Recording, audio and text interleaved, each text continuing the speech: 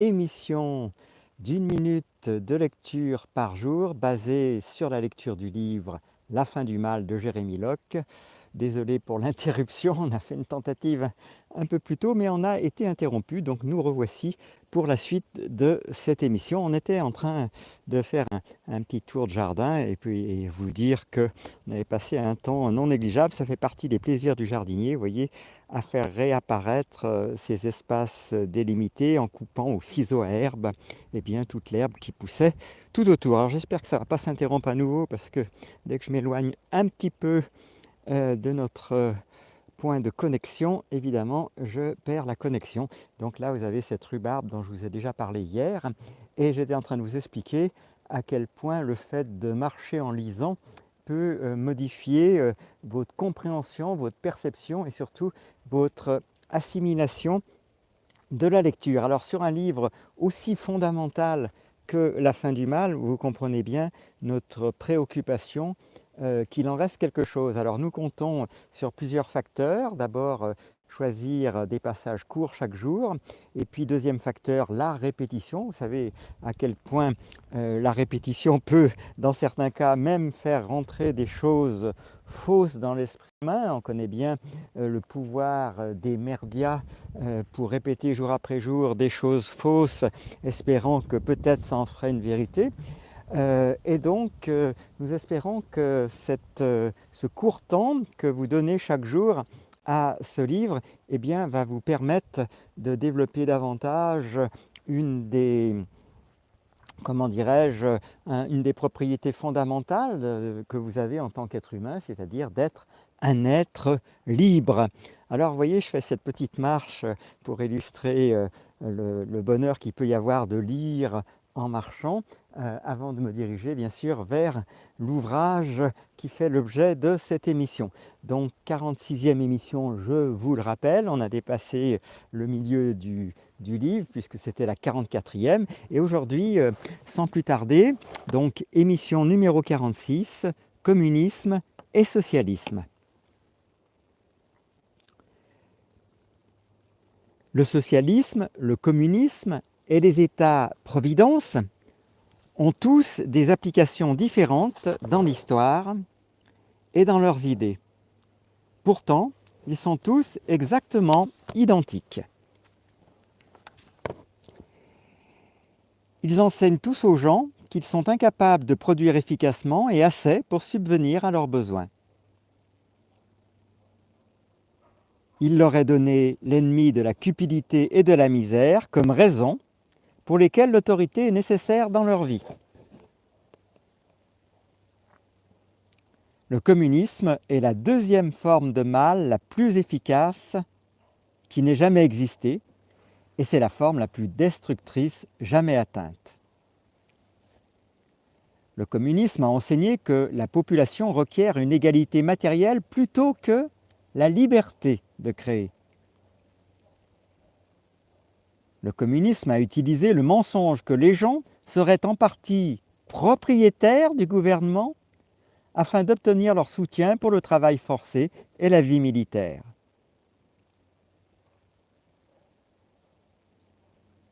Quiconque lisant sur les moyens de mise en œuvre du communisme ou de ses structures semblables devrait aisément voir le mal.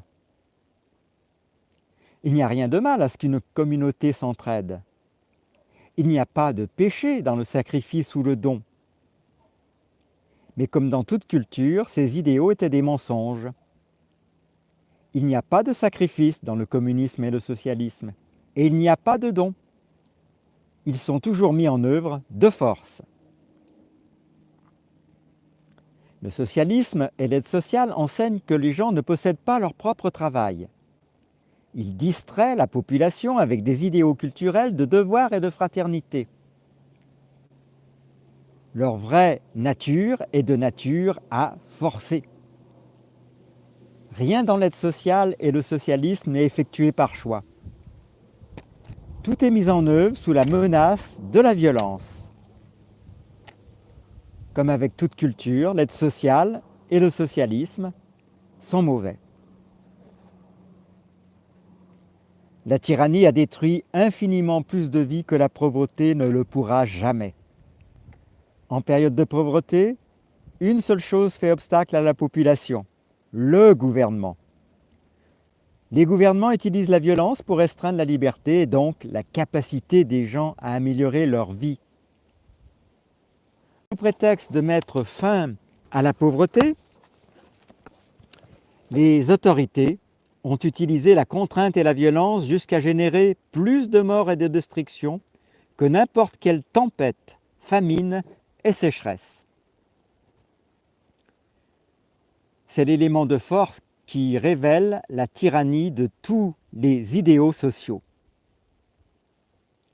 Sans l'usage de la force, il n'y a pas de mal en ces derniers. Avec l'usage de la force, ils sont identiques à n'importe quel autre gouvernement. Ils apportent la misère à l'humanité.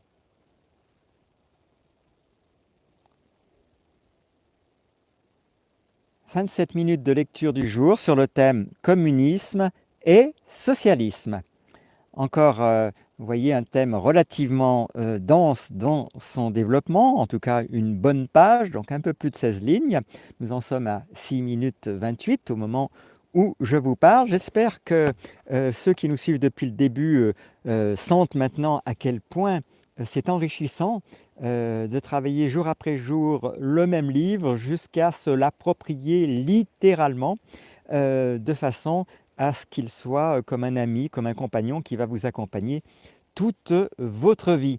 Ce livre est fondamental. On ne se lasse pas de regarder sa couverture lorsqu'on ouvre le 4e de couverture et le 1er de couverture ensemble. Vous voyez l'humanité qui se libère du mal, d'où le titre « La fin du mal », avec beaucoup non seulement d'espérance et d'espoir dans les lignes de cet auteur, mais effectivement un regard pointu sur ce qu'on pourrait peut-être appeler la cause des causes, c'est-à-dire cette croyance bien enracinée dans chacun de nous, dans la nécessité d'un gouvernement qui serait censé faire notre bien, avec cette équivalence, avec des parents bienveillants qui n'agiraient pour leurs enfants qu'en fonction de leurs biens, oubliant que nous devenons à un moment donné des êtres adultes et qu'être adulte suppose de pouvoir choisir sa vie. Alors évidemment, ceux qui ne sont pas ouverts, on ne peut pas leur en vouloir, à ces lectures pourront trouver toutes sortes d'objections. J'en ai lu une parmi d'autres, hein. Par exemple qu'il y a des redites dans ce livre, mais la question n'est pas de savoir au fond si on est d'accord ou pas d'entrée de jeu avec telle ou telle ligne entendue. La question est de savoir si véritablement on est sincère pour approfondir un sujet. Et approfondir un sujet quand on se limite à 3 lignes qui éventuellement, pour différentes raisons, peuvent froisser votre sensibilité en oubliant tout ce qu'il y a autour, évidemment, c'est un jugement non seulement expéditif, mais qui est un frein littéral à l'intelligence. Alors j'espère que cette contribution, qui finalement est sans prétention, qui simplement, on ne pourra pas nous enlever ce mérite, qui est basée sur la persévérance, la ténacité. On ne dit pas ça bien évidemment pour se faire plaindre, mais je vous assure que ça demande une organisation et puis ça demande aussi une volonté pour, voyez, jour après jour, construire quelque chose, en tout cas un moyen d'apprentissage susceptible, puisque nous en avons fait l'expérience pour nous-mêmes sur de nombreux autres ouvrages, dont Vos erronés de Wayne Dyer, vous voyez, un tout autre sujet, dont Pouvoir illimité d'Anthony Robbins, dont évidemment le livre de Valérie Bugeaud, Les raisons cachées du désordre mondial. Alors je ne vais pas tous les nommer, ça ne serait pas très intéressant pour vous, mais en tout cas, sachez que chaque fois qu'on a pris le temps d'étudier un livre, je nommerai quand même encore le livre Technique de visualisation créatrice de Shakti Gawain. Ce sont des ouvrages déjà anciens pour ceux qui veulent la nouveauté du livre sorti les derniers jours, par exemple. Et puis, pour finir, l'ouvrage qu'on trouve sans doute encore en le cherchant, qui s'appelle Bonjour Bonheur de Ken Case. Vous voyez, c'est des ouvrages qu'on a travaillé le plus souvent sur plusieurs mois et plusieurs semaines. Alors, d'où l'idée d'appliquer cette méthodologie qui, en ce qui nous concerne, a fort bien réussi, puisque, comme je le disais dans une émission précédente, c'est des ouvrages dont je me souviendrai toute ma vie. Il y avait aussi Psycho-cybernétique, alors je vous livre tout ça un peu en vrac, de Maxwell Maltz, un ouvrage également fondamental qui parle de ce que c'est que l'image de soi, qui n'est pas ce que vous inspire, ce que vous voyez de vous dans un miroir, mais ce que vous avez intériorisé avec tous les filtres concernant en particulier la valeur que vous reconnaissez ou pas. Et ce livre, et ce n'est pas le moindre de ses mérites, se termine par une page entière avec une seule phrase. J'espère que cette nature a frappé les esprits. Ce livre n'enseigne qu'une seule leçon: vous avez une valeur infinie. Alors, je sais que pour certaines personnes, ça ne va pas tout seul de répéter dans un miroir en se regardant les yeux dans les yeux: moi, suivi de votre prénom, j'ai une valeur infinie.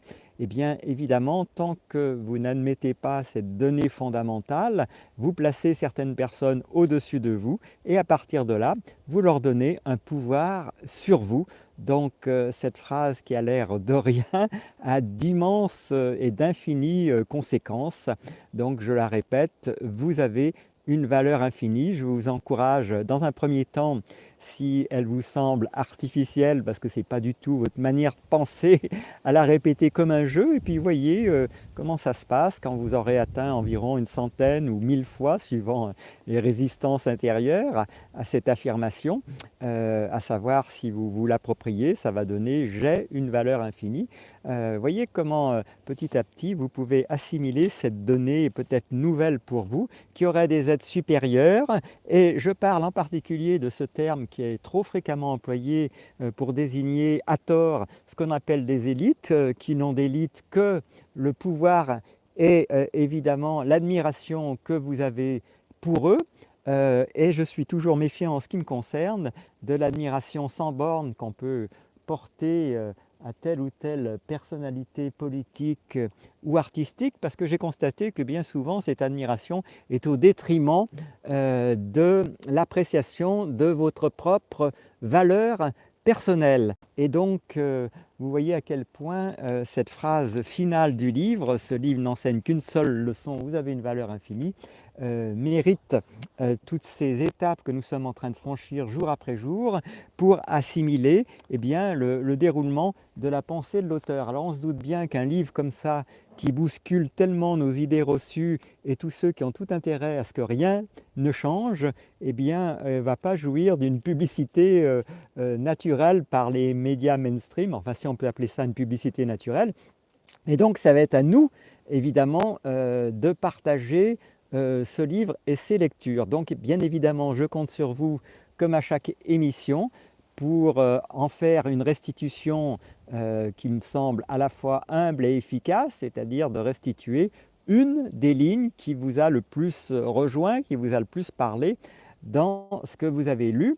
Ça vous permettra progressivement d'avoir une attention de plus en plus efficace et puis d'être actif dans cette lecture. Vous savez que si on veut tirer quelque chose d'un livre, il est plus que prudent d'avoir toujours à côté de soi un petit carnet et un stylo et puis peut-être un surligneur pour petit à petit noter ce que l'on veut en garder. Écoutez les amis, je suis très heureux de partager en tout cas cette aventure et cette belle expérience avec vous de lecture d'un livre qui ouvre l'esprit. Et puis je vous donne bien sûr rendez-vous dès demain pour une 47e émission qui sera consacrée au thème dictateur. Après-demain, ce sera moralité imposée. Et après-demain, si c'est français, nous aborderons l'environnementalisme. Alors il y aura encore bien d'autres thèmes dans ce chapitre tactique avant d'aborder le chapitre suivant qui sera démocratie et dans lequel nous aborderons en quelque sorte, mais ça paraît une évidence, le fait que l'esclavage usurpe la liberté. Les amis, passez une excellente journée. Merci encore une fois de l'intérêt que vous portez à nos émissions et de votre attention à ces lectures. Et je vous dis à demain pour une 47e émission.